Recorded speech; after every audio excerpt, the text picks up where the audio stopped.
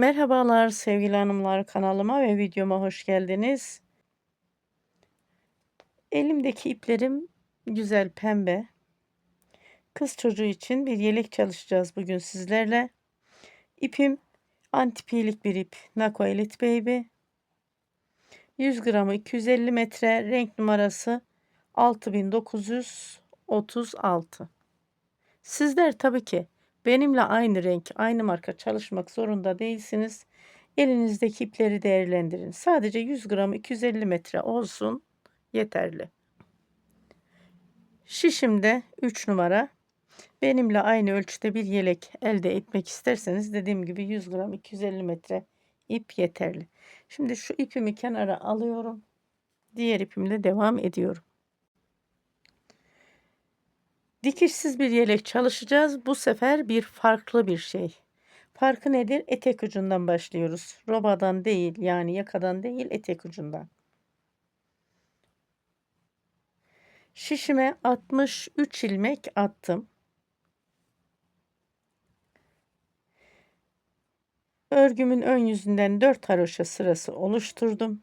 Tabi arka yüzünden de haroşa sırası çalıştık. 7 ilmek bir ön pat için bıraktım. 7 ilmek de bir ön pat için.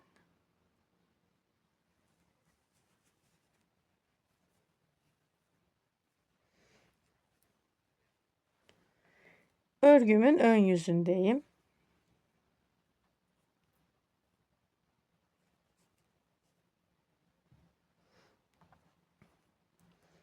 İpimi öne alıyorum. Tırtıklı kenar çalışıyoruz. Baştaki ilmeğimi örmeden alıyorum. Baştaki ilmeğimle beraber 7 ilmek ön pat ilmeğimi haroşa örüyorum. Haroşa ilmeğimi ters ilmeklerle örüyorum. Beni takip eden sevgili hanımlarımız biliyor. Ayracımı aldım diğer şişime. Model çalışmamıza geçiyoruz. Yeleğimizin modelinde birinci modelde birinci sıradayız. Ön pat ilmeğimin önünden 2 ilmek ters. 1 ilmek düz. Sıra başında 2 ilmek ters, 1 ilmek düzde bir model başlıyor. Sıra sonunda yine ön pat ilmeğimin hemen bu önünde 2 ilmek ters, 1 ilmek düz şeklinde olacak. İlmek sayımız modelimizde 6 ve katları. Şimdi 2 ilmek ters, 1 ilmek düz çalıştım. İpimi ön aldım. 5 ilmek ters. 1 2 3 4 5. İpim arkada, 1 ilmek düz. 6 ve katları demiştim. Bakın 5 ilmek ters, 1 ilmek düz. İpimi öne alıyorum. 5 ilmek ters. 1 2 3 4 5 ve 1 ilmek düz ördüm. 5 ilmek ters örüyorum. 1 2 3 4 5 1 ilmek düz. İpimi öne alıyorum. 5 ilmek ters. 1 2 3 4 5 1 ilmek düz. Bakın işlem tekrarı. Aynı döngü ilerliyor. Bu şekilde sıra sonundaki 7 ilmek ön pat ilmeğimin hemen şöyle göstereyim. Önünde 3 ilmek kalana kadar örgümü ilerletip geliyorum. Örgümü ilerlettim geldim. Örgümün ön yüzünde modelde birinci sıra.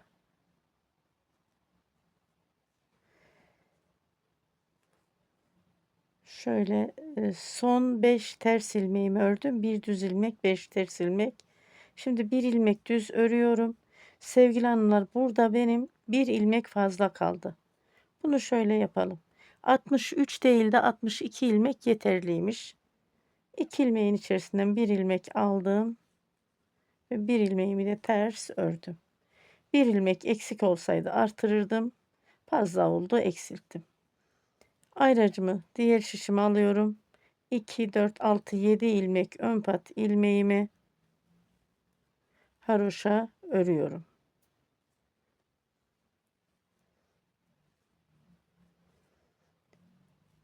Örgümün arka yüzünde ve modelimin ikinci sırası yeleğimde. İpimi öne aldım. Baştaki ilmeğimi örmeden aldım. Baştaki ilmeğimle beraber 7 ilmek ön pat ilmeğimi haroşa örüyorum ters ilmeklerle.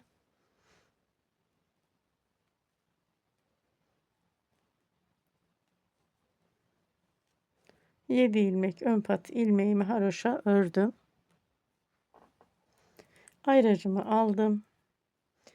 Burada ilmekleri gördüğüm şekilde örüyorum örgümün arka yüzünden.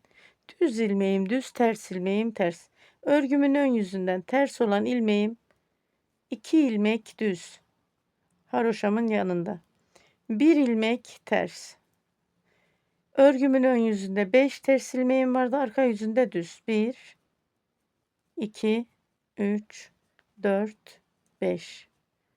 1 ilmek ters. 5 ilmek düz. 1 ilmek ters. 5 ilmek düz. 1 ilmek ters. Bu şekilde ilerliyorum. Sıra sonunda da 7 ilmek ön pat ilmeğimi haroşa örüyorum. İlmekleri gördüğüm şekilde örerek örgümü ilerletip geliyorum. Örgümün ön yüzünden modelimin birinci sırasında örgümü ilerlettim geldim. 7 ilmek ön pat ilmeğimin önünde 3 ilmek kalana kadar örelim demiştim. Burada 2, 4, 5 ilmek ters ördüm. Bir düz ilmeğimden sonra 1 ilmek düz, 1, 2 ilmek ters ördüm. Ayracımı aldım. 7 ilmek ön pat ilmeğimi ters ilmeklerle haroşa örüyorum. Tekrar ediyorum, ilmek sayımı 163 ilmek. Modelimin birinci sırasını tamamladım. Örgümün arka yüzünü döndürüyorum. Modelde ikinci sıradayız. İpimi öne aldım. Tırtıklı yaka çalışıyoruz. Baştaki ilmeğimi örmeden aldım. 7 ilmek ön pat ilmeğimi haroşa çalışıyorum. Haroşalarımı ters ilmeklerle oluşturuyorum biliyorsunuz. Ayracımı aldım. Şu yakayı belirlemek için. Örgümün ön yüzünde 2 ters ilmeğim vardı. Örgümün arka yüzünde düz. Örgümün ön yüzündeki bir düz ilmeğim arka yüzünde ters. Bakın sıra başında bu şekilde. Daha sonra 5 ilmek düz, 1 ilmek ters, 5 ilmek düz, 1 ilmek ters şeklinde örgümüzü ilerletiyoruz. 1, 2, 3, 4, 5 ilmek düz, 1 ilmek ters, 1, 2, 3, 4, 5 ilmek düz, 1 ilmek ters, 1, 2, 3, 4, 5 ilmek düz, 1 ilmek ters, 1, 2, 3, 4, 5 ilmek düz, 1 ilmek ters. Sıra sonuna kadar bu şekilde örgümü ilerletiyorum. Sıra sonunda da 7 ilmek ön pat ilmeğime geliyorum. 7 ilmek ön pat ilmeğimde örgümün arka yüzünden ilik yeri çalışacağız. Pat ilmeklerime kadar örgümü ilerletip geliyorum. Örgümün arka yüzünden ilmekleri gördüğüm şekilde örerek 7 ilmek ön pat ilmeğime geldim. Ayracımı aldım. İlik yerini açıyorum. Örgümün arka tarafından ilik yeri açıyorum. Haroşa ilmeklerimi ters ördüğüm için. İpimi öne aldım. 1, 2, 3 ilmek ördüm. Haroşa bir doladım, artırdım. 2 ilmeğin içerisinden 1 ilmek aldım, eksilttim. İlik yerimizi bu şekilde çalışıyoruz. 2 ilmeğimi de haroşa ördüm, kenardaki 2 ilmeğimi. Örgümün ön yüzünü döndürüyorum. Modelde 3. sıradayız. 1. modelde. İpimi öne aldım. Baştaki ilmeğimi örmeden aldım. 7 ilmek ön pat ilmeğimi haroşa ördüm. 7 ilmek ön pat ilmeğimden sonra örgümün ön yüzü modelimin 3. sırasında ilmekleri gördüğüm şekilde 2 ilmek ters, 1 ilmek düz, 5 ilmek ters, 1 ilmek düz, 5 ilmek ters, 1 ilmek düz.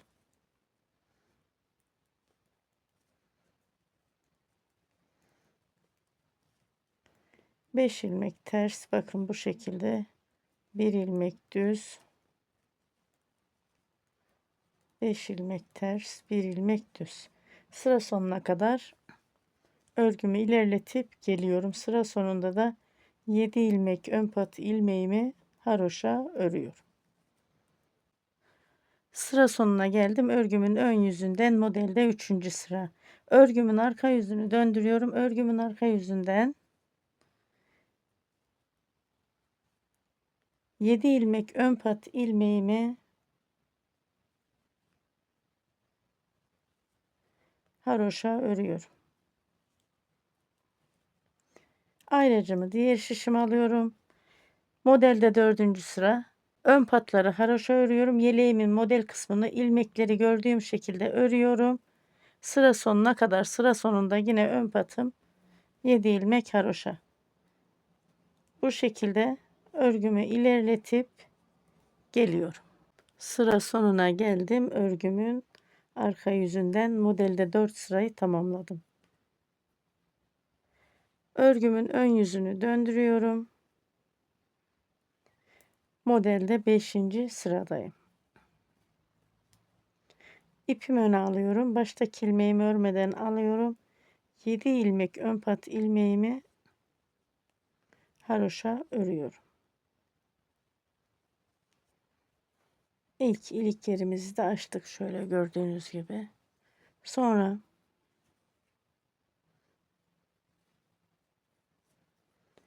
ayracımı alıyorum şöyle.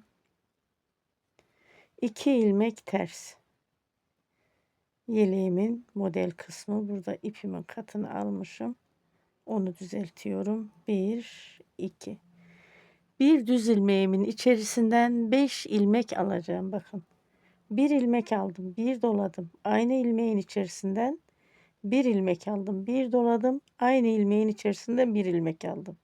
Bak, bir ilmekten 5 ilmek aldım. 5 ilmek ters. 1 2 3 4 5. Bir düz ilmeğimin içerisinden yine 5 ilmek alıyorum. Bakın. Bir ilmek aldım. Bir doladım, 2 ilmek. Aynı ilmekten bir ilmek daha aldım, 3. Bir doladım, 4. Aynı ilmekten bir ilmek daha aldım, 5. 5 ilmek ters. 1 2 3 4 5. 5 ters ilmeğimden sonra bakın, şu bir düz ilmeğim, 6. ilmeğim. Düz ilmeğimin içerisinden bir ilmek aldım. Bir doladım, 2. Aynı ilmeğin içerisinden bir ilmek aldım, 3. Bir doladım, 4. Aynı ilmeğin içerisinden bir ilmek aldım, 5. 5 ilmek ters. 1 2 3 4 5. Bir düz ilmeğime geldim. Bir ilmek aldım. Bir doladım, 2. Aynı ilmekten bir ilmek aldım, 3. Bir doladım, 4. Aynı ilmekten bir ilmek aldım, 5. İlmeğimi şişten çıkardım. 1 2 3 4 5 ilmek ters ilmeğimi ördüm. Bakın, işlem tekrarı bu şekilde ilerliyorum. Nereye kadar? Yeleğimizin diğer yakadaki 7 ilmek ön pat ilmeğime kadar aynı şekilde ilerliyorum. Daha sonra 7 ilmek ön pat ilmeğimi de haroşa örüyorum. Örgümün ön yüzünde modelde 5. sırada, sıra sonuna geldik. Toplamda kaç modelimiz var yeleğimizde? Şöyle bakalım. 2, 4, 6, 8, 10, 12, 14, 16, 18, 20, 22, 24, 25 modelimiz var toplamda. Örgümün arka yüzünü döndürüyorum. İpimi öne aldım. Baştaki ilmeğimi örmeden aldım. 7 ilmek ön pat ilmeğimi haroşa ördüm. Artık şu ayracımı alıyorum. Model artık kendini bariz belli ettiği için. Burada 2 ilmek ters ördüm. Bir ilmekten 5 ilmek almıştık. Pardon, 2 ilmek düz ördüm. Bir ilmekten 5 ilmek almıştık. Bu 5 ilmeği ters örüyorum. 1, 2, 3, 4, 5. 5 ilmek düz. 1, 2, 3, 4, 5. Bir ilmekten 5 ilmek almıştım. Bu 5 ilmeğimi ters örüyorum. 1, 2, 3, 4, 5 ve 5 ilmek düz. 1, 2, 3, 4, 5. Bir ilmekten 5 ilmek almıştım ve bu 5 ilmeğimi ters örüyorum.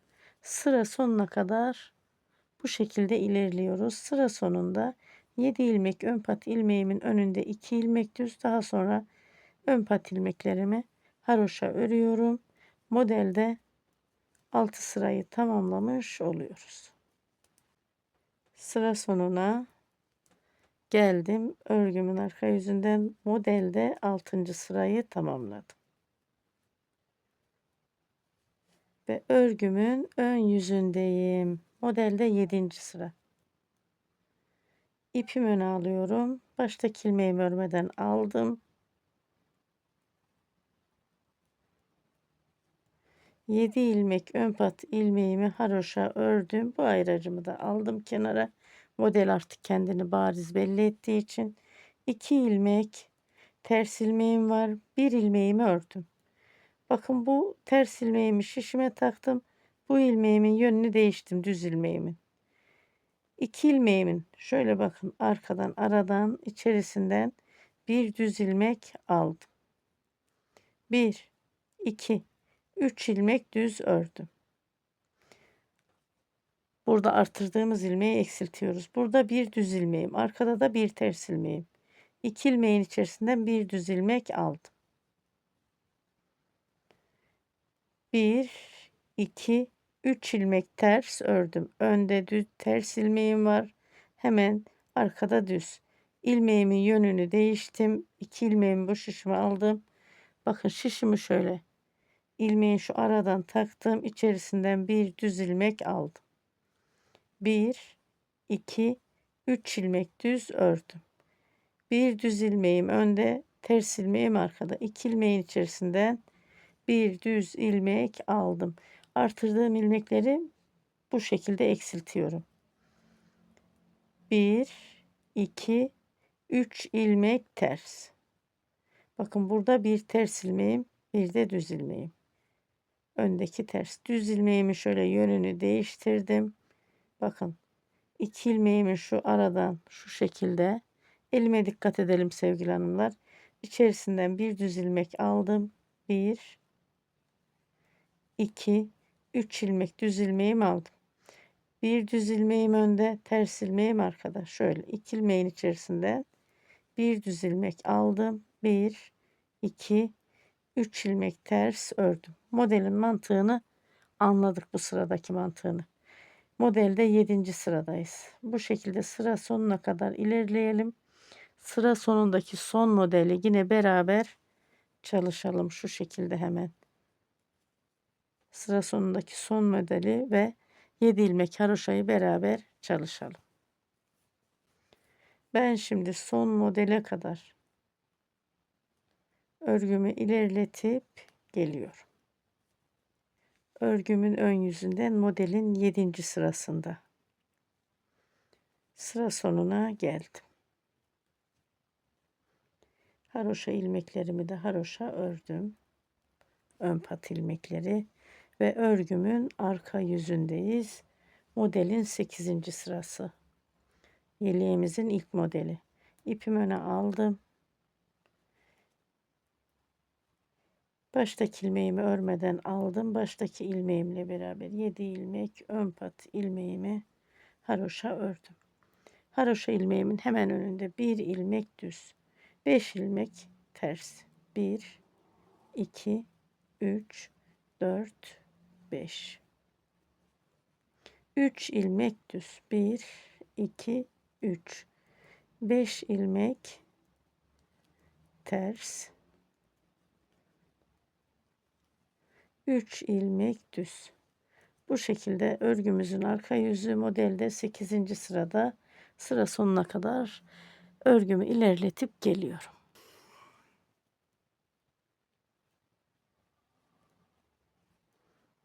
Sıra sonuna geldim. Örgümün arka yüzünden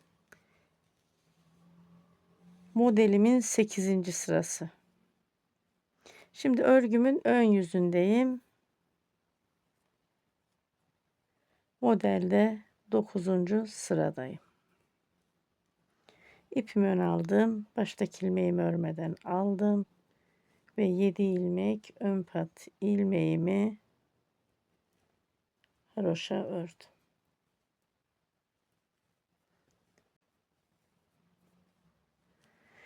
Sonra haroşa ilmeğimin hemen önünde bir ilmek ters. Bunu bu şişime aldım. Düz ilmeğimin de yönünü değiştirdim. Bu iki ilmeğin içerisinden bakın. Böyle şişimi şu ilmeğin şu arkadan taktım. Bir düz ilmek aldım. 1, 2, 3 ilmek düz ördüm. Burada bir düz ilmeğim hemen arkasında bir de ters ilmeğim. İkisinin içerisinden bir düz ilmek aldım.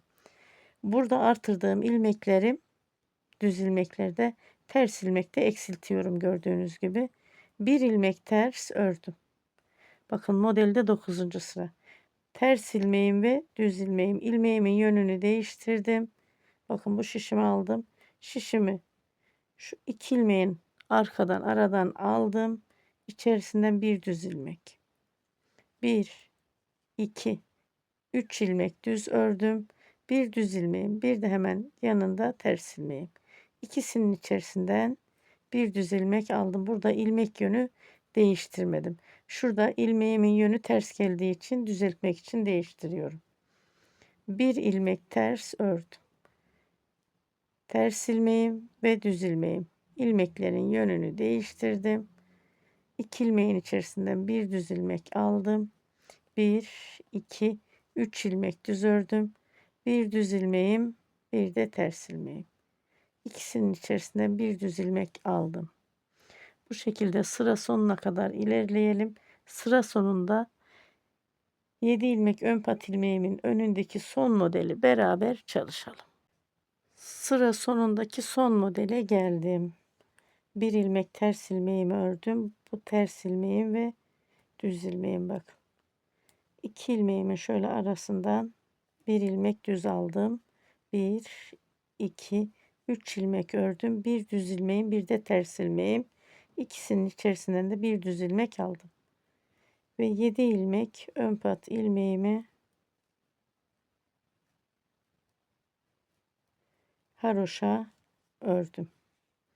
Modelde 9 sırayı tamamladık. Modelim her 12 sırada bir kendini yeniliyor. Örgümün arka yüzündeyim.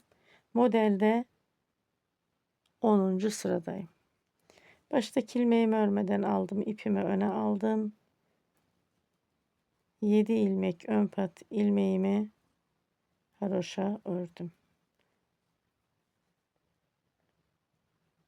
Sonra burada 5 ilmek ters 1, 2, 3, 4, 5. Bir ilmek düz. 5 ilmek ters ve bir ilmek düz. Bu şekilde örgümü ilerletiyorum sıra sonuna kadar. Modelde de 10. sırayı tamamlamış oluyorum.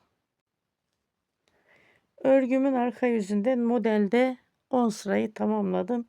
7 ilmek ön pat ilmeğimi de haroşa ördüm. Ve örgümün ön yüzünü döndürüyorum. Modelde 11. sıradayız. İpimi öne aldım. Baştaki ilmeğimi örmeden aldım. 7 ilmek ön pat ilmeğimi haroşa ördüm.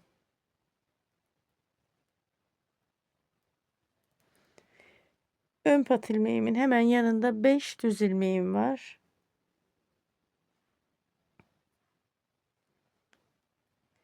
Bu 5 düz ilmeğimin bakın şu iki ilmeğin yönünü değiştirdim.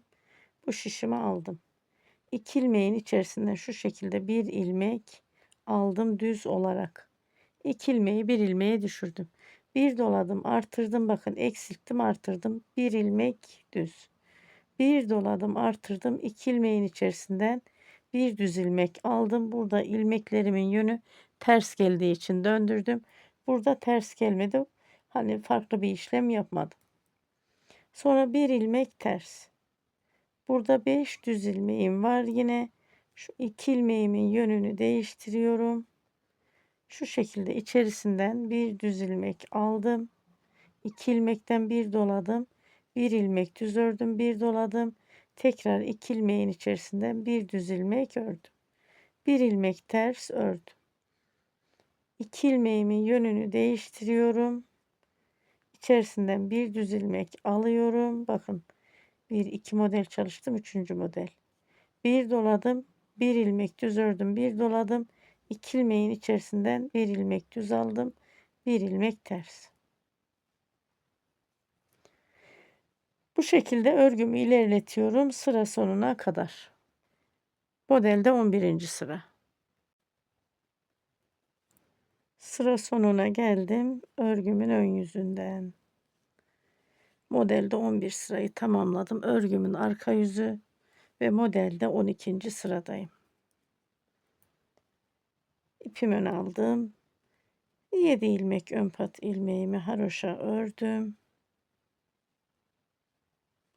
Sonra örgümün arka yüzünden ilmekleri gördüğüm şekilde örüyorum. Bakın 1, 2, 3, 4, 5 ilmek ters. Ajur ilmeğim de ters. 1 ilmek düz. 1, 2, 3, 4, 5 ilmek ters, 1 ilmek düz. Sıra sonuna kadar bu şekilde örgümü ilerletip geliyorum. Sıra sonunda da 7 ilmek ön pat ilmeğimi haroşa örüyorum.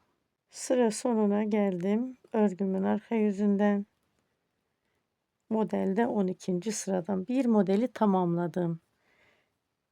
Örgümün ön yüzünü döndürüyorum. Yeleğimizin ikinci modelinin birinci sırasına geçtik. İpimi öne aldım. Baştaki ilmeğimi örmeden aldım. 7 ilmek ön pat ilmeğimi haroşa ördüm her zamanki gibi.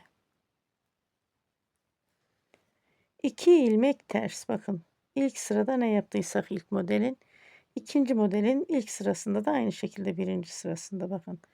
1, 2 ilmek ters. Şu bir ilmeğim sabit ortada, hep bu düz olarak gidiyor. Bir ilmek düz. İpimi ön aldım.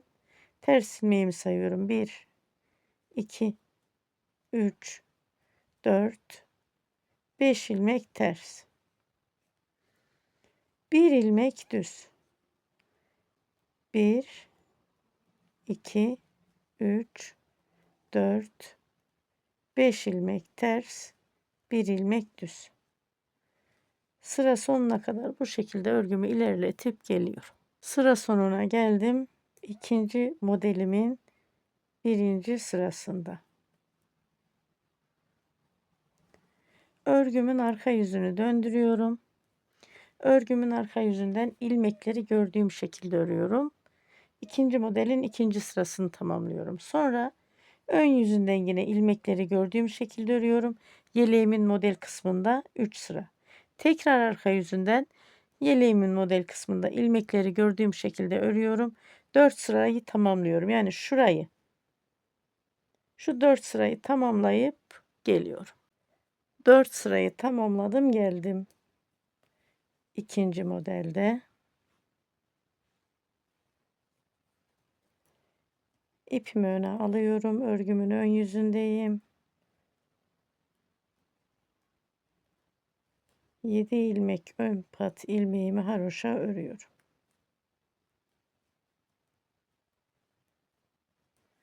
7 ilmeğimi haroşa ördüm. 2 ilmek ters ön pat ilmeğimden sonra ördüm. Sonra bir düz ilmeğimin içerisinden 5 ilmek alacağım. Bakın 1 ilmek aldım, bir doladım, 2 bir ilmek daha aldım, 3 aynı ilmeğin içerisinden bir ilmek doladım, 4 bir ilmek daha aldım, 5 1 2, 3, 4, 5 ilmek düz ördüm. İkinci modelin 5. sırasındayız. Bir düz ilmeğimin içerisinden bir ilmek aldım. Bir doladım 2. Aynı ilmekten bir ilmek aldım 3. Bir doladım 4. Aynı ilmekten bir ilmek aldım 5. İşlem tekrarı bu şekilde devam ediyoruz. Sevgili hanımlar, modelin mantığını anladık. Ben şimdi şu ikinci modeli de bitirip geleyim. Yeleğimizin şöyle modeli nasıl duruyor bir bakalım. İkinci modeli tamamladım, geldim. Daha fazla anlatmaya gerek duymuyorum. Modelin mantığını anladık sevgili hanımlar. Şöyle bir katlayalım yeleğimizi. Bakın bu şekilde dikişsiz bir yelek olacak. Ben yeterli bir ölçüye kadar öreyim. Daha sonra kol altı oyuntusunu ve yaka oyuntusunu, yani kol altı ilmek kapamayı ve yakada ilmek eksiltmeyi beraber çalışalım. Yeterli bir ölçüye geldiğimde kaç ilik yeri açtım, kaç haroşa sırasında bir ilik yeri açtım, o bilgiyi de sizlerle paylaşırım sevgili hanımlar. Yeterli bir ölçüye gelene kadar ördüm geldim yeleğimi. Kaç model çalıştık? 2, 4, 6, 7 model çalıştım. Dikişsiz başlamıştık biliyorsunuz sevgili hanımlar. Şimdi şöyle hemen ayrımları nasıl çalışacağız? Bakalım. Önce şöyle yeleğimizi bir katlayalım. Şöyle duruşuna bir bakalım. Bakın bu şekilde.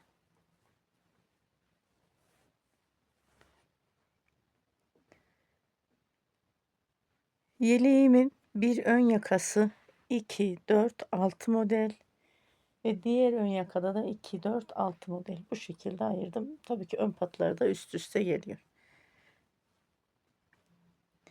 Artık model çalışmayacağım sevgili hanımlar. Haroşa ve haroşa üzerine de düz ilmeklerle devam edeceğim şu şekilde. Şimdi ilmek sayılarını hemen vereyim. Şöyle vereceğim. Ben ayraçlarla ayırdım şu şekilde. Bakın. Ön pat ilmeğimle beraber 2, 4, 6, 8, 10, 12, 14, 16, 18, 20, 22, 24, 26, 28, 30, 32, 34, 35. 35 ilmek ayırdım. 35. Şöyle sayalım. 36, 37, 38, 39, 40, 41, 42. Bu 42 ilmek bir ön yakaya ait. 35 ilmekten sonra şu 7 ilmek kol tarafındaki pat için ayırmış olduğum ilmek. Sonra 7 ilmek burada bu ilmeği kapatacağız. Şöyle düşünelim. Robadan başlamalı yelekte robadan iniyorduk. Kol altında artırıyoruz ya. Bunu da o şekilde düşünelim. Bu 7 ilmeği kol altında kapatacağız, eksilteceğiz. Daha sonraki bu 7 ilmek yeleğimin arka sırt bölümü. Ve bu 7 ilmeğim koldaki haroşa pat ilmeğime ait. Bakın diğer tarafta yine bu 7 ilmeğim koldaki haroşa pat ilmeğime ait.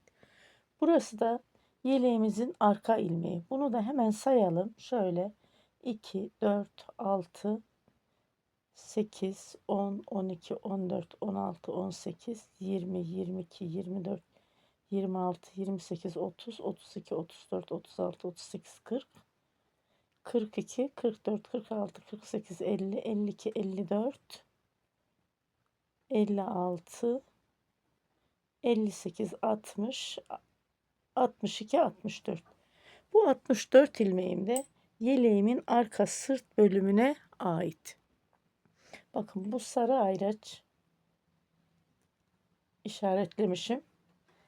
Kol patı için 7 ilmek, arada mor ayraç. Burada da yine şu koyu mor ayraç ve aradaki 7 ilmek kırmızı Burada yeleğimin arka tarafında sırt bölümündeki kol patı için ayırmış olduğum ilmeğim. Sonra yine 7 ilmek eksilteceğim ilmeğim. Burayı kapatacağız. Tekrar yeleğimin ön yakası için bu 7 ilmek yeleğimin ön yakası kol tarafındaki 7 ilmek pat ilmeğim. Burayı da hemen bu gri ayraçtan pat ilmeğimle beraber sayıyorum. 2, 4, 6, 8, 10, 12, 14, 16, 18, 20, 22, 24, 26, 28, 30, 32, 34, 36, 38, 40, 42. İlmeklerimiz bu şekilde. Şimdi örgümün ön yüzündeyim. Dediğim gibi artık model çalışmayacağım.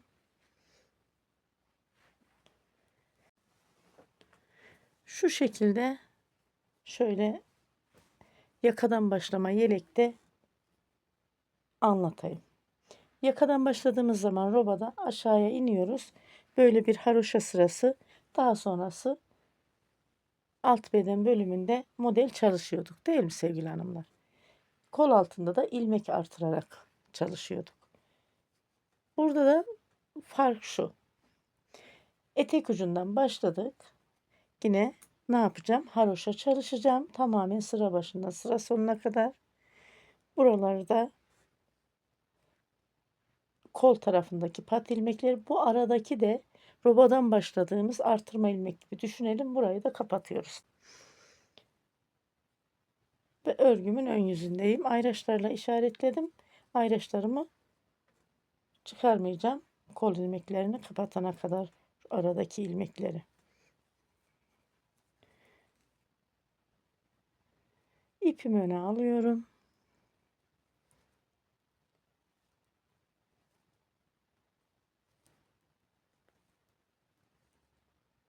Yedi ilmek ön pat ilmeğimle beraber sıra başından sıra sonuna kadar bütün ilmeklerimi haroşa örüyorum. Ters ilmeklerle.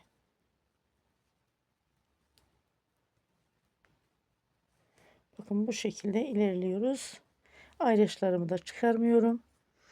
Çünkü beden ayrımında yani kol ayrımında tekrar ilmek saymak istemiyorum. Sıra sonuna geldim. Haroşa ilmeklerimle. Örgümün ön yüzünden.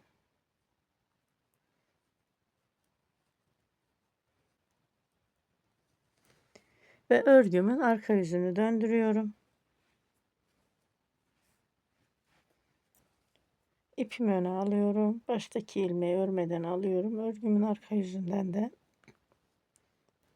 sıra başından sıra sonuna kadar haroşa ilmeklerle yani ters ilmeklerle devam ediyorum.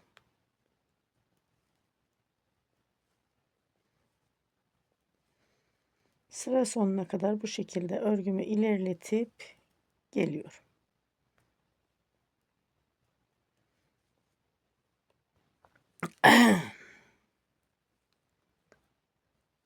Sıra sonuna geldim. Örgümün arka yüzünden haroşa ilmeklerle ve örgümün ön yüzündeyim. Bakın bu şekilde bir sıra haroşa oluşturdum. İpimi öne alıyorum. Baştaki ilmeğimi örmeden aldım. Yine sıra başından sıra sonuna kadar haroşa ilmeklerimle devam ediyorum.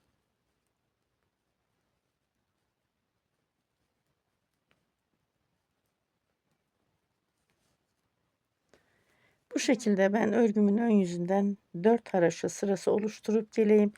Yalnız bu sıra sonuna kadar haroşa ilmeklerle devam edeceğim ya. Örgümün arka yüzünden de haroşa ilmeklerle devam edip gelirken ilik yerimi açacağım. Siz de unutmayın sevgili hanımlar ilik yerini açmayı. 4 haroşa sırasını oluşturdum geldim. Son ilik yerimi de açtım bakın. 4 adet toplamda ilik yeri açtım. 1, 2, 3, 4.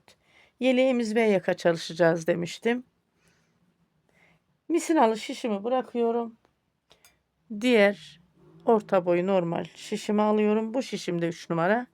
Misinalı şişim de 3 numaraydı biliyorsunuz sevgili hanımlar. İpimi öne alıyorum.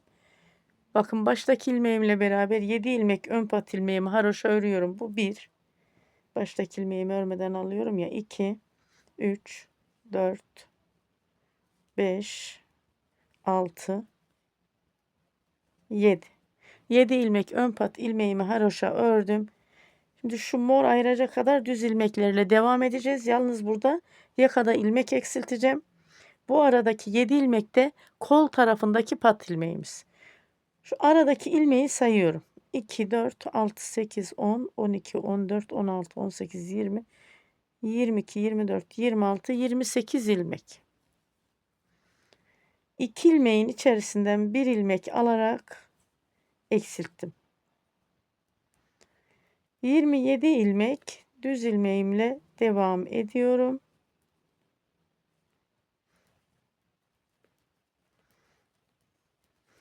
Hani burada ayraç olduğu için tekrar saymaya gerek duymuyorum. Mor ayraca kadar 27 ilmek düz ilmek.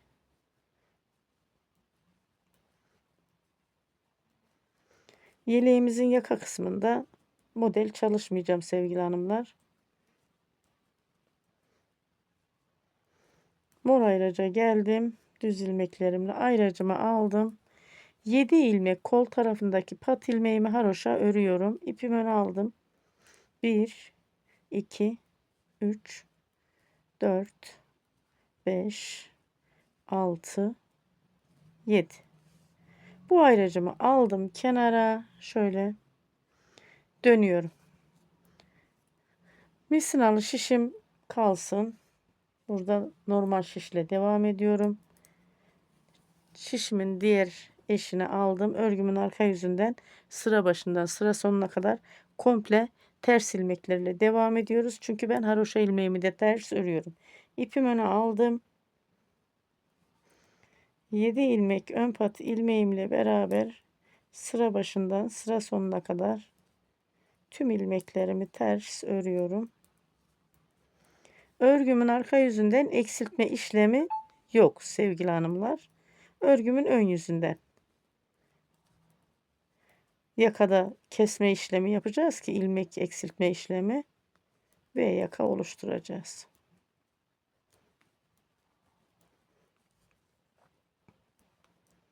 Bu sırada sıra sonuna kadar beraber yapalım. Örgümün arka yüzünden. Diğer sıralarda örgümün arka yüzünden ben video dışında çalışayım. Sevgili hanımlar, çünkü videomuz çok uzun oluyor. Sizleri de sıkmak istemiyorum. Ve sıra sonuna geldim. Örgümün ön yüzünü döndürüyorum.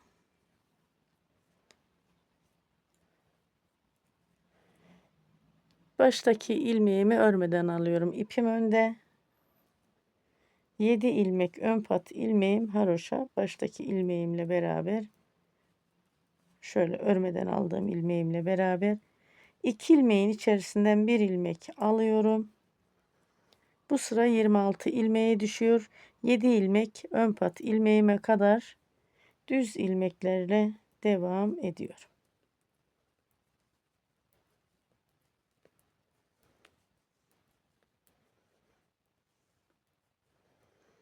İpimin katını almışım. Hemen düzelteyim.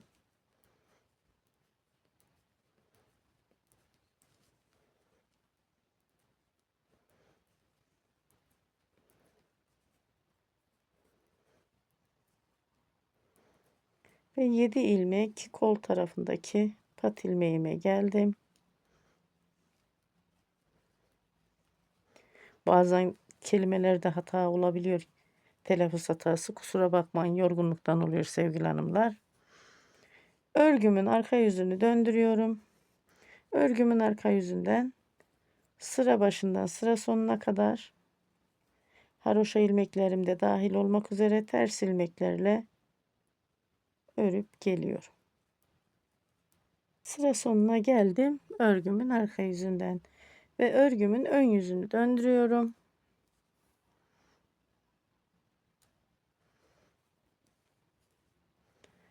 İpimi öne aldım. Baştaki ilmeğimi örmeden aldım. 7 ilmek ön pat ilmeğimi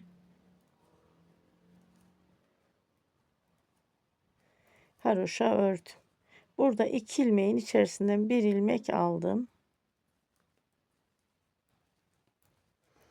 Düz ilmeklerimle devam ediyorum. Kol tarafındaki pat ilmeğime kadar. Örgünün arka yüzünden hiçbir işlem yapmıyoruz. Eksiltme işlemi sadece ön yüzünden işlem yapıyoruz.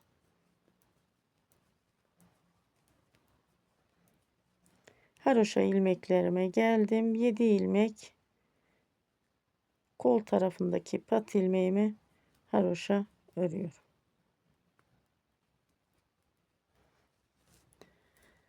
Bu şekilde ilerleyelim. Bakın bu taraf kaldı. Dikişsiz yelek yapıyoruz. Ben bu şekilde ilerliyorum. Şu yaka kesme işlemim yeterli bir ölçüye gelene kadar ve ilmek sayısına gelene kadar. Daha sonra tekrar beraber çalışalım.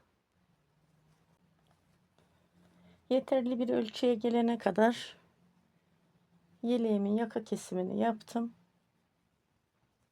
İlmek sayımda kaç ilmek kaldı sevgili hanımlar? 2, 4, 6, 8, 10 ilmek aradaki düz ilmeğim. 7 ilmek ön yakada pat, 7 ilmek de burada, 14 ilmek. Toplamda 24 ilmeğim kaldı.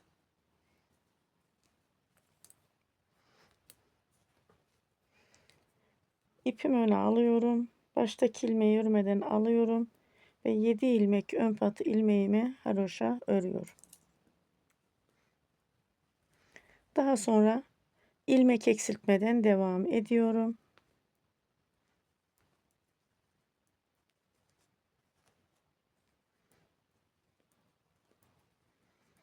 Düz ilmeklerle sonra kol tarafındaki 7 ilmek pat ilmeklerimi de haroşa örüyorum.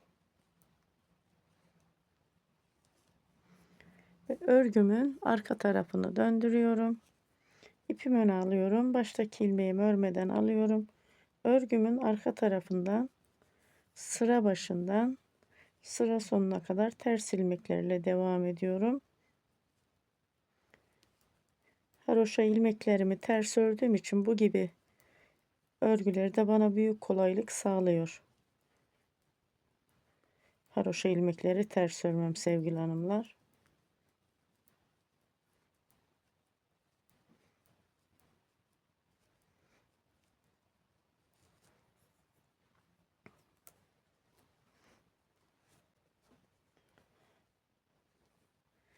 Bu şekilde devam ediyoruz. Artık eksiltme işlemi yok. Nereye kadar devam edeceğim bu şekilde sevgili hanımlar?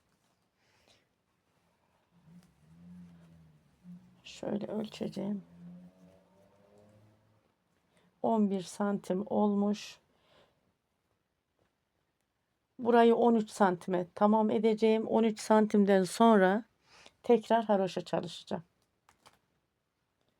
Yani şu ortadaki düz ilmeklerle ördüğüm kısmı 13 santime tamam edip geliyorum. Yaka tarafından eksiltme çalışmadan ördüm geldim. Haroşadan sonra 13 santim öreyim dedim ama bakayım kaç santim olmuş arkadaşlar. 14 santim olmuş. Sıkıntı değil. 14 santim haroşadan sonraki şu düz bölüm. Şimdi tekrar haroşa çalışacağım.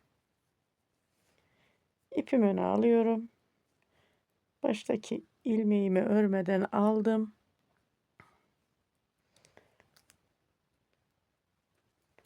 Yedi ilmek ön pat ilmeğimle beraber sıra başından sıra sonuna kadar haroşa çalışıyorum.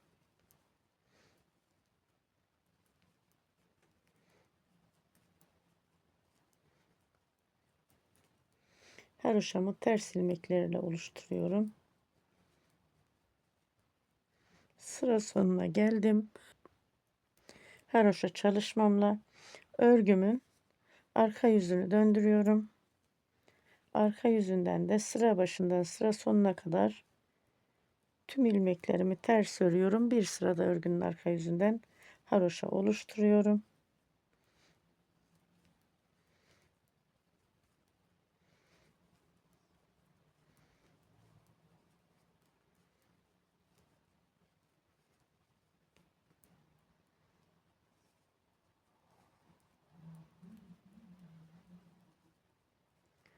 ve sıra sonuna geliyorum.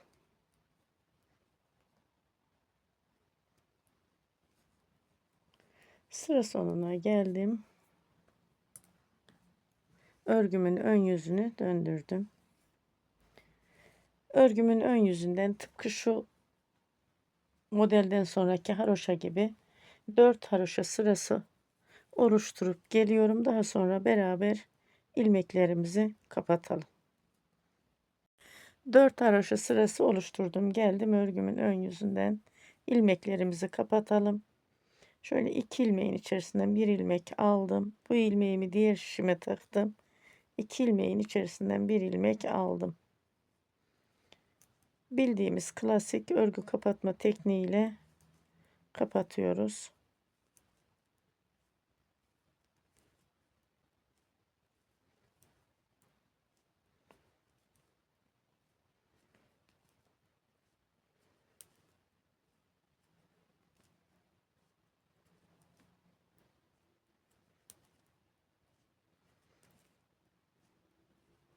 Yeleğimizin bir yakası bu şekilde bitiyor sevgili hanımlar. Sadece omuzlarda dikiş uyguluyorum. Yeleğimizi bütün olarak örüyoruz. Evet, ilmeklerimi kapattım. Şöyle bir zincirle sabitledim.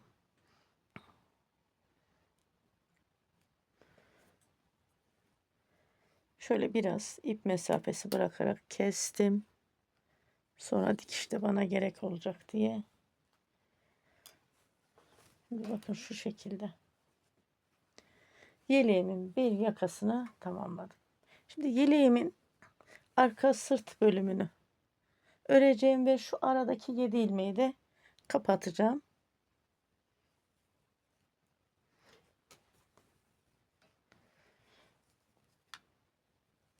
Burada da yine orta boy 3 numara şişimi kullanıyorum.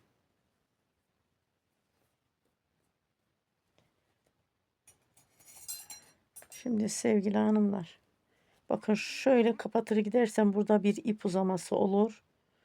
Şuradaki bakın ilmeği alıyorum. Şöyle taktım. Gördünüz mü? Buraya o ilmeğimi taktım.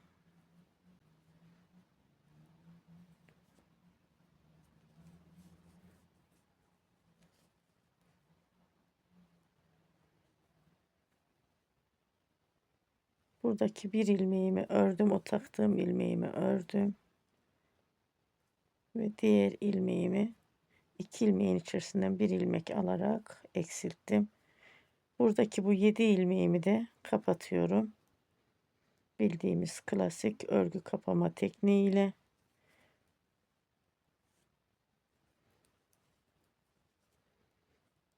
Burası kol altı yeleğimizin.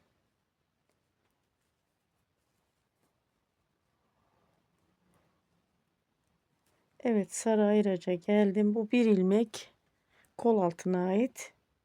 Ve buradan da yine 2 ilmeğin içerisinden bir ilmek alarak kol altını kapattım. Burası 3, 6, 7 ilmek kol tarafındaki pat ilmeğim. Yani şurası diyelim. Buraya yaka tarafı, burası sırt tarafı. Hemen şu ucu da sabitleyelim.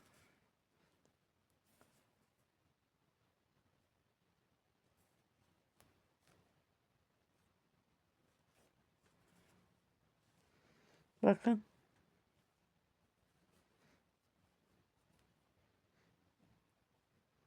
Şuradaki ilmeğim de bana biraz geniş geldi.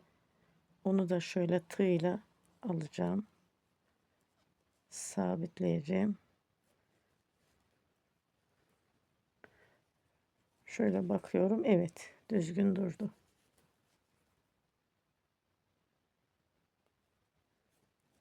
Bu temiz işi de beraber yapalım. Daha sonrasını anlatmayacağım temiz işi sevgili hanımlar. İpimin katı alındı. Hemen şöyle alıyorum.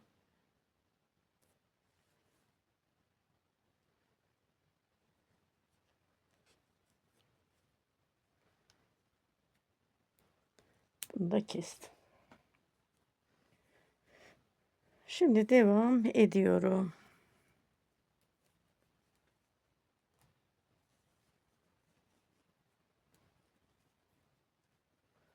Burada ipimi öne alıp devam ediyorum. Tırtıklı kenar olduğu için bakın 7 ilmek kol tarafındaki pat ilmeğimi haroşa örüyorum. Ayracımı alıyorum. Diğer ayraca kadar ilmekleri daha önce saydık, ayırdık biliyorsunuz sevgili hanımlar. Diğer şu kırmızı ayraca kadar düz ilmeklerimle devam ediyorum. Kırmızı ayraca kadar örgümü ilerletip geleyim. Örgümü ilerlettim. Kırmızı ayraca geldim. Ayracımı alıyorum. Burada da 7 ilmek ön pat ilmeğimi haroşa örüyorum.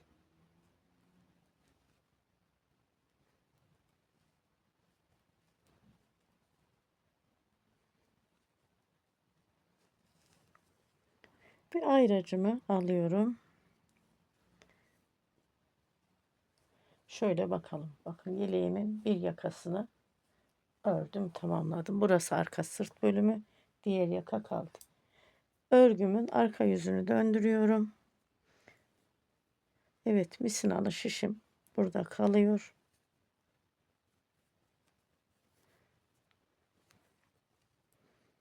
İpimi öne alıyorum. Sıra başından sıra sonuna kadar haroşa ilmeklerim de dahil olmak üzere tüm ilmeklerimi ters örüyorum.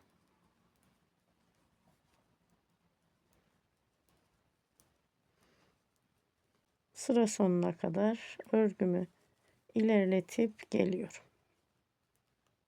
Sıra sonuna geldim örgümün arka yüzünden ve örgümün ön yüzünü döndürüyorum. Şimdi burada daha fazla anlatmama gerek yok. Farklı bir işlem yok. Haroşa ilmeklerim haroşa. Kol tarafındaki kenar pat ilmeklerim, düz ilmeklerimi düz örüyorum. Diğer ön yakanın boyuna kadar tam. Şu düz ilmeklerim 14 santim olacak. Daha sonra 4 haroşa dişi çalışacağım.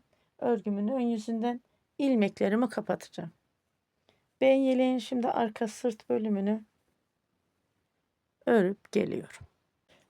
Yeleğimin arka sırt bölümünde ördüm geldim. Burada eksiltme işlemi falan olmadığı için arkadaşlar sadece şu kol altındaki ilmeği kapatıyoruz biliyorsunuz.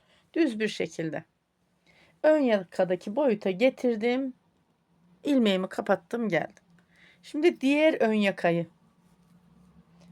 beraber örelim.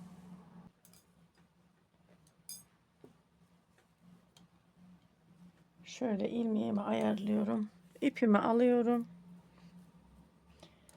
Burada 7 ilmek kapatıyoruz biliyorsunuz sevgili hanımlar.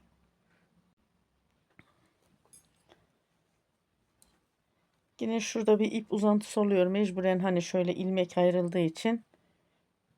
Bakın şöyle alıyorum. Şu şekilde böyle kapatacağım.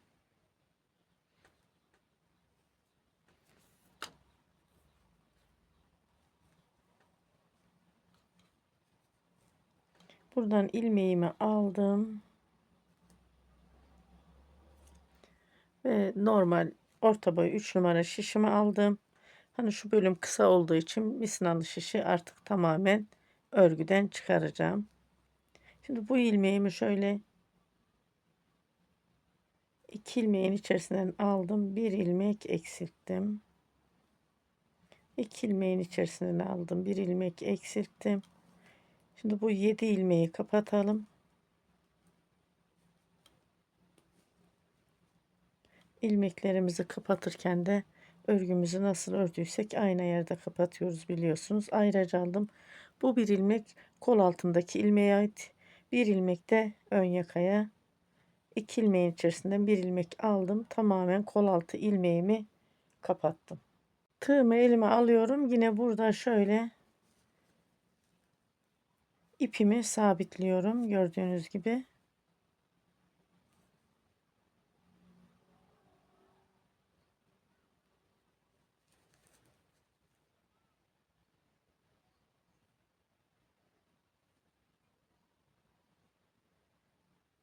Şöyle alıyorum.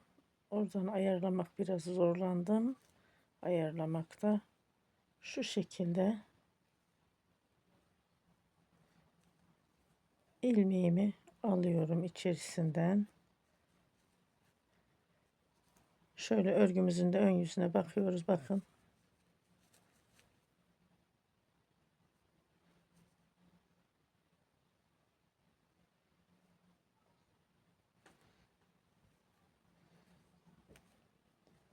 Şöyle sabitliyorum. Evet.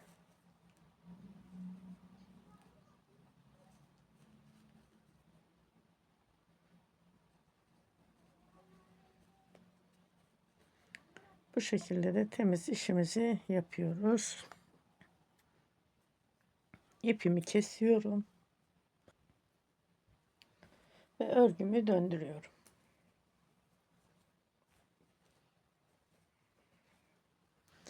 Kol ilmeğimi kapattım. Yaka örgümüze geçtik. Burada 7 ilmeğimi biliyorsunuz haroşa yapıyorum. Şu kol tarafındaki pat ilmeğim.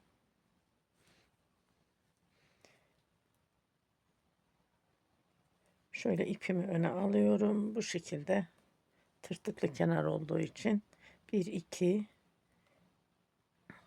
3 4 5 6 7 ilmek. 7 ilmek kenar pat ilmeğimi ördüm haroşa olarak. Şimdi ön pat ilmeğim de 7 ilmek. Buraya şöyle bir işaretleyici iğne takayım ayraç. 3 6 7. Hemen bunu taktık. Bu arada kaç ilmeğimiz kaldı? 2 4 6 8 10 12 14 16 18 20 22 24 26 28 ilmek. 28 ilmeğin 26 ilmeğini düz öreceğim. Ayracın önünde 2 ilmek kalana kadar, düz ilmek kalana kadar. Orada yaka ilmeklerimizi eksiltiyoruz biliyorsunuz.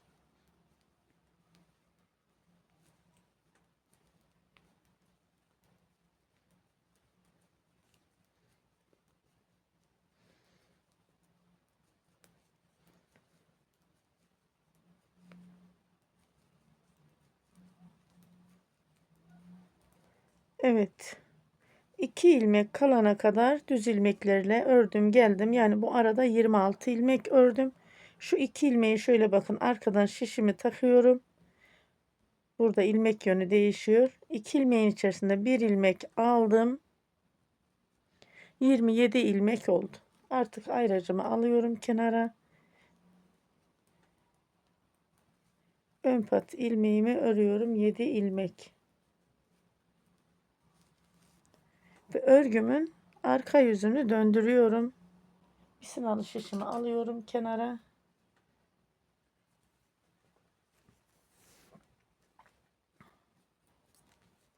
Örgümün arka tarafındayım. İpimi öne aldım. Baştaki ilmeğimi örmeden aldım. 7 ilmek ön pat ilmeğim ve 7 ilmek kol tarafındaki pat ilmeğimle beraber sıra başından sıra sonuna kadar tüm ilmeklerimi ters örüyorum. Örgünün arka yüzünden hiçbir işlem yapmıyoruz. Sadece ilmekler gördüğümüz şekilde ters ilmeklerle sıra sonuna kadar örüyorum.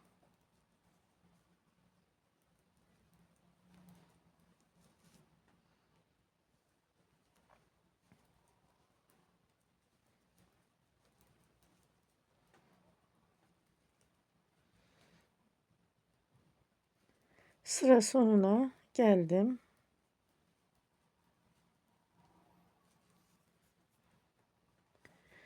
Ve örgümün ön yüzündeyim. Bir sıra daha şu yakadaki eksiltme işlemini çalışalım. İpimi öne aldım. 7 ilmek kol tarafındaki pat ilmeğimi haroşa örüyorum.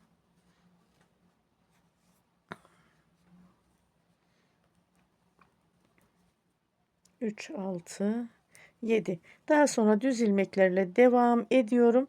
7 ilmek ön pat ilmeğimin önünde 2 ilmek düz ilmeğim kalana kadar.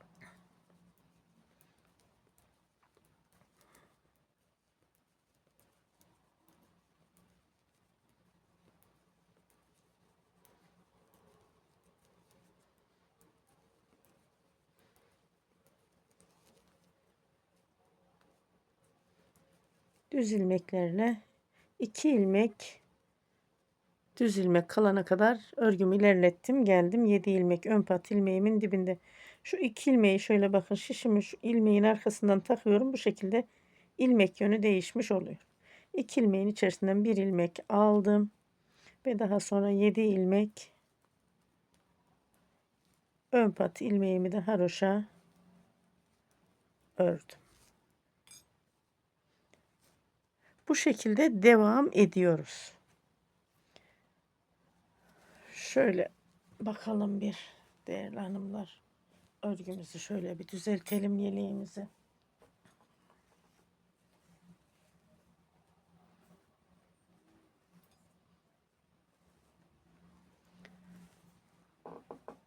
Şimdi bakın bu yakada nasıl çalıştıysam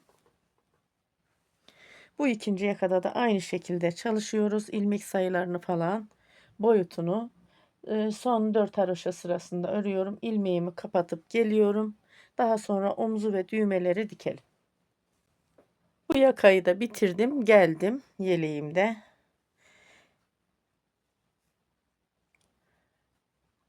Omuzları dikeceğiz.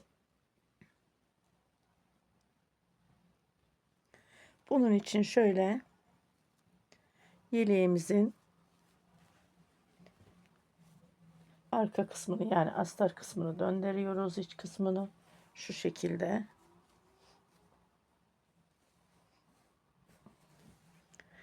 İğnemi, ipimi takıyorum. Geliyorum. İpimi taktım iğneme şöyle.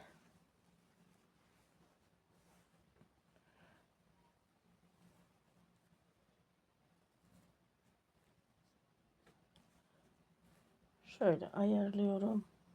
Bakın.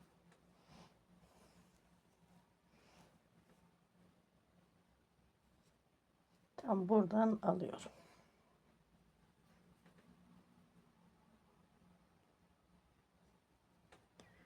İlmekleri karşılıklı alıyoruz. Şöyle bakın her iki katından da alıyorum.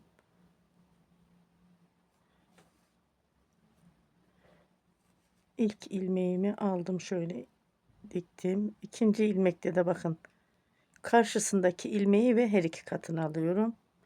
Siz dilerseniz şöyle tek katından da alabilirsiniz. Bakın şu şekilde.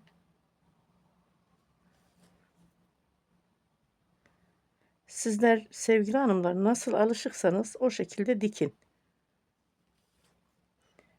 Ben böyle dikmeyi tercih ediyorum. Elinizin alışık olduğu şekilde örgünüzü dikersiniz. Sadece ilmekleri karşılıklı getirelim. İlmek kayma olmasın yeterli.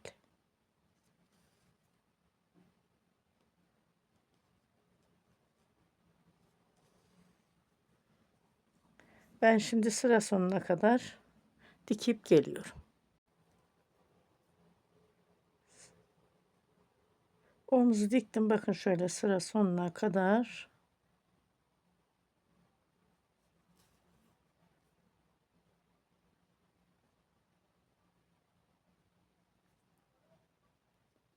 Son işlemi de şöyle beraber yapalım istedim.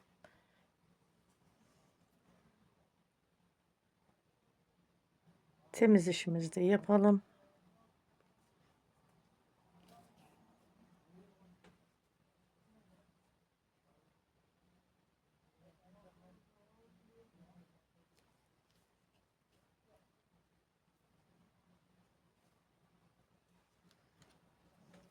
İpimi kesiyorum. Makasımın yardımıyla bu ipimi de kesiyorum.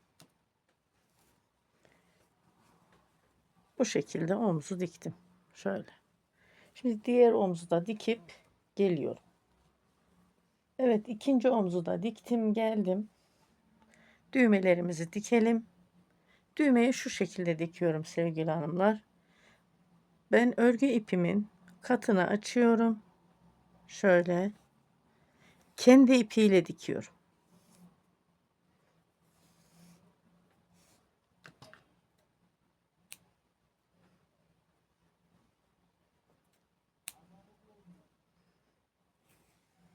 İğneme ipimi takıp geliyorum. İğneme ipimi taktım ve şöyle döndürüyorum yeleğimi. Bakın şu haroşanın hemen ikinci aradan ilk yerimiz açılmış. Aynı aradan devam edeceğiz.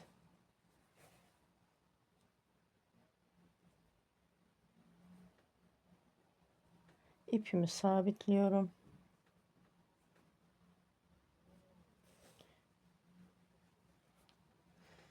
Düğmelerim şöyle elimde şu şekilde renk renk dikeceğim arkadaşlar. Yeleğimiz biraz renklensin istiyorum.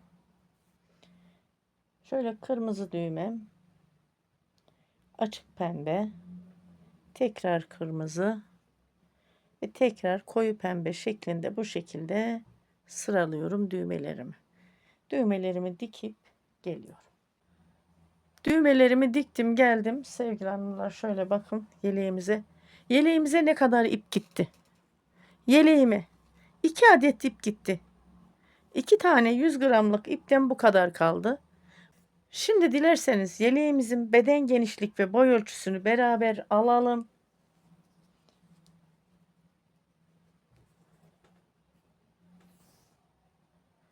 Beden genişlik ölçümüz 34 santim. Şöyle hemen boy ölçüsünü de alıyoruz.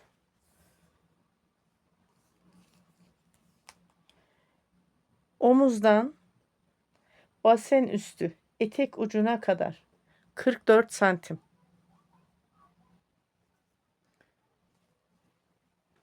Bakın etek ucundan kol altına kadar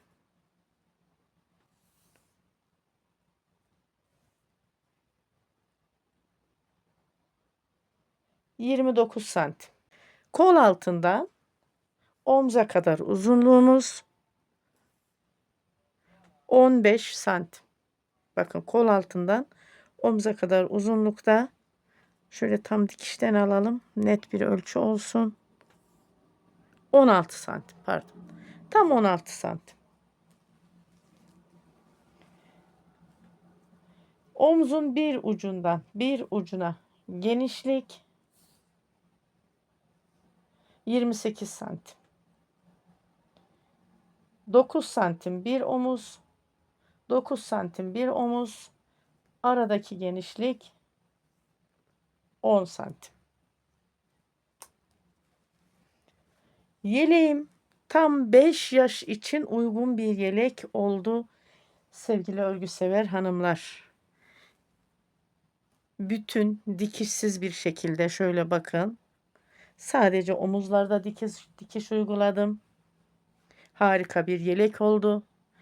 Beni buraya kadar izlediğiniz için teşekkür ediyorum. Bir dahaki videolarda ve bir dahaki örgü anlatımlarında buluşmak üzere diyorum. Hoşça kalın, sağlıkla kalın. Allah'a emanet olun.